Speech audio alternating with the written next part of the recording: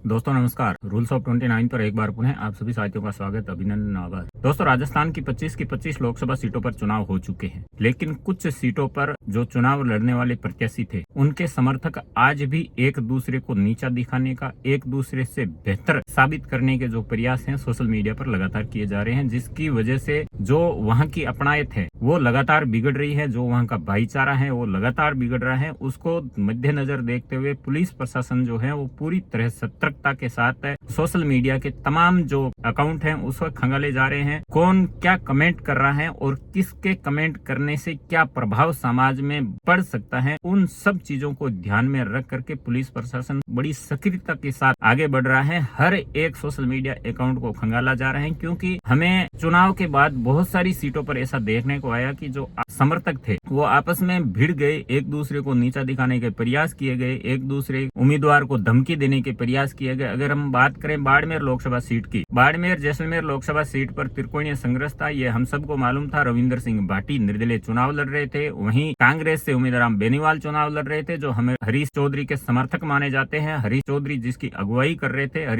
हरीश चौधरी बराबर मेहनत कर रहे थे उम्मीदवार बेनीवाल को जीताने के लिए। सारे जो समर्थक थे वो अपनी ओर से उन्होंने पूरी मेहनत की, लेकिन जिस प्रकार से चुनाव के बाद और चुनाव के दिन माहौल निकल करके सामने आया, अलग अलग समर्थकों पर आरोप लगे गए कि बूथ कैप्चरिंग की जा रही है, हमें वोट डालने से रोका जा रहा है, तरह तरह के आरोप हमें सोशल मीडिया पर सामने आए। और उसके बाद में जिस तरह के धरने प्रदर्शन हुए, हरीश चौधरी अलग धरना प्रदर्शन कर रहे थे, वहीं रविंद्र सिंह भाटी अलग धरना प्रदर्शन कर रहे थे। आपको याद होगा 27 तारीख को जब रविंद्र सिंह भाटी धरना प्रदर्शन कर रहे थे एसपी कार्यालय के आगे, तो उसी दिन एक धमकी सोशल मीडिया पर वायरल हुई थी, एक पोस्ट सोशल मीडिया पर वायरल हो रही थी जिसमें रविंद्र सिंह भाटी को जान से मारने की धमकी दी जा रही थी। पुलिस के सामने जब ये पोस्ट आई तो पुलिस के भी हाथ पांव खड़े हो गए। पुलिस ने भी अपनी तत्परता दिखाते हुए सारे सोशल मीडिया के जो अकाउंट हैं उन्हें खंगालना शुरू कर दिया, और जिस अकाउंट से धमकी आई थी उस अकाउंट के तह तक जाने का पुलिस ने मानस बना लिया। पुलिस ने अपने एक्सपर्टों की मदद लेते हुए उस अकाउंट के तह तक जाने का प्रयास किया, और जब पुलिस उस अकाउंट के तह तक गई तो देखती है कि एक सामान्य सा लड़का जिसकी उम्र 20 से 22 साल के बीच में है, वो एक कपड़े की दुकान पर हेल्पर की नौकरी कर रहा था। पुलिस ने उसे गिरफ्तार कर लिया है।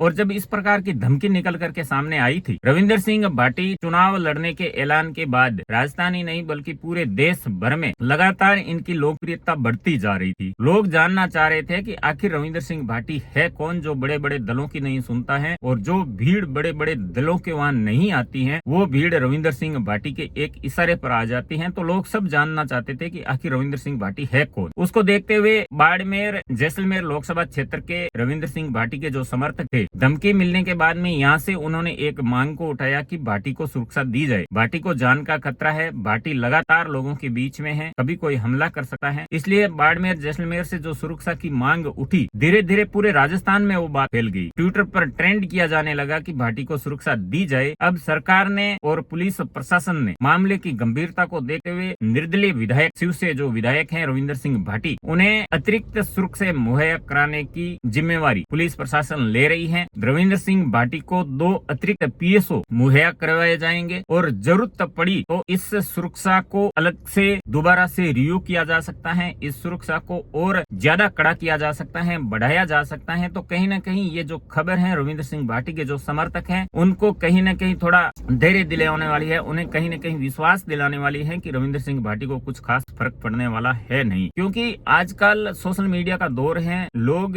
न जाने क्या और क्यों कमेंट कर देते हैं। उनके कमेंट से जिसको वो टारगेट कर रहे हैं उसे कोई खास फर्क पड़ने वाला नहीं, लेकिन समाज के स्तर पर सामाजिक सौहार्द जो है वो बिगड़ते टाइम नहीं लगती है। जब वो कमेंट करता है तो सामने भी कमेंट आते हैं, और जब सामने आमने कमेंट आने शुरू हो जाए तो बात बहुत बढ़ चुकी होती है। और यह सब चीज हमने बाड़मेर जैसलमेर लोकसभा सीट के चुनाव के बाद देखी है, किस तरह से इनके दोनों के समर्थक भिड़ रहे थे, किस तरह से हरीश चौधरी के समर्थक कमेंट कर रहे थे, वहीं रविंद्र सिंह भाटी के भी समर्थक पीछे नहीं थे। तो वो दोनों की जिम्मेवारी बनती है कि सामाजिक सौहार्द, जो कि थार इसी के लिए जाना जाता है कि थार का जो सौहार्द है वो सबसे अलग है। या 36 कौम बड़े भाईचारे के साथ रहती है, बड़े प्रेम से रहती है, एक दूसरे के ये काम आते हैं। चुनाव तो दोस्तों बहुत हुए हैं, लेकिन इस प्रकार का चुनाव शायद ही आपने कभी देखा हो कि चुनाव हो जाने के बाद में भी। तो दोस्तों इस प्रकार की स्थिति हमें समाज के स्तर पर शोभा नहीं देती है। चलो लोकतंत्र है, लोकतंत्र में जनता जिसके साथ रहती है वो चुन करके आता है। इसमें कोई